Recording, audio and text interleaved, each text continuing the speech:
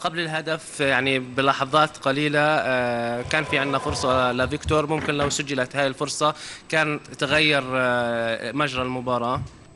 Jo, měli jsme tam i situace, které si myslím, že jo, zachovat víc klidu v koncovce, navíc Bruno z přímého kopu nastřelil břevno, jo, měli jsme i trošku smůly, ale prostě šli jsme do kabin s tím, že jsme prohrávali, jo, i na základě toho pak jsme udělali změnu a šel do hry druhý útočník. يعني أتيحت لنا عدة فرص، من بين هاي الفرص كرة ثابتة لبرونو اللي كانت بالعارضة. عدة فرص أخرى أتيحت، كان ناقصنا الهدوء أمام المرمى. خلص الشوط، انتهى الشوط الأول خسرانين بنتيجة 1-0. بهذا السبب يعني صار في تغيير، أنزلنا مهاجم ثاني. Řekl bych, že jsme i naši hru trošku zrychlili, líp jsme kombinovali, nakonec se nám porazilo i to skóre srovnat. الشوط الثاني سرعنا باللعب، سرعنا من الرتم المباراة، شكلنا باللعب بشكل أفضل، شكلنا خطورة واستطعنا أن نسجل هدف التعادل.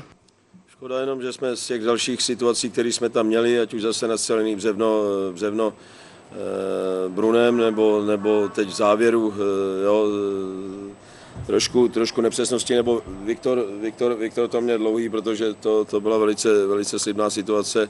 Samozřejmě chtěli jsme vyhrát, stejně tak asi jako soupeř, no bohužel se to nepodařilo.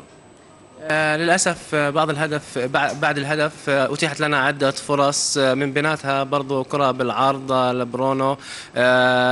مع نهاية المباراة كرة لو كانت متقنة أفضل أو بتركيز أفضل ممكن أنه تهيأت أمام فيكتور أمام المرمى لوحده مع الحارس، لكن للأسف يعني ما هذا الشيء ما صار. مثل ما احنا كنا بدنا الفوز، فريق الاتحاد كان كمان بده الفوز، فعشان هيك كانت مباراة قوية من كلا الطرفين. تفضل السؤال. علي الغامدي. ألا يعتقد المدرب أنه بالغ في الشوط الأول من خلال تحفظ اللعب بمهاجم واحد؟ هذا نقطة. الفقرة الثانية، كيف ترى حظوظ الأهلي في حصوله على مركز متقدم في الدوري كالثاني أو الثالث؟ Nie myslíte, že jsme přeháněli, že jsme hráli začali zápas s mnoho útočníka? To je první otázka. A druhá otázka, jak vidíte šance, aby jsme bojovali na první 3 místa v tabulce? No to uvidíme, no, samozřejmě musíme vyhrávat, no, tak jako do toho zápasu jsme šli s tím, že přeci jenom jo, chtěli jsme nasadit Bruna od začátku, ale vzhledem k tomu, že s náma netrénoval moc dlouho, tak jsme spíš sadili na to, že jsme chtěli mít zesílený střed hřiště, ale pochopitelně ta podpora tam měla být od všech 4 ofenzivních záložníků, ať už Tajsír, Savady, Basas, Bruno, samozřejmě Viktor a případně krajních obránců, jo, takže to bylo z tohohle důvodu. يعني بالنسبة لنا فيكتور، يعني برونو كان بالنسبة له أول مباراة معنا، ما له فترة طويلة بتمرن مع الفريق.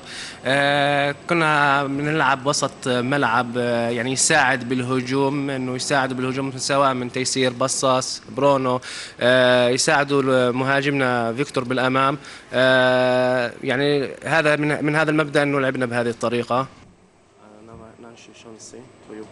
Jak jsem říkal, no tak uvidíme, no. Samozřejmě nemáme to jenom ve svých rukách, my se musíme soustředit na nás, tak aby jsme se snažili získat co největší počet bodů.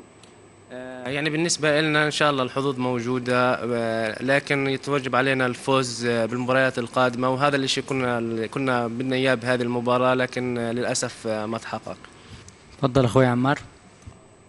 حكيم القناة الرياضية.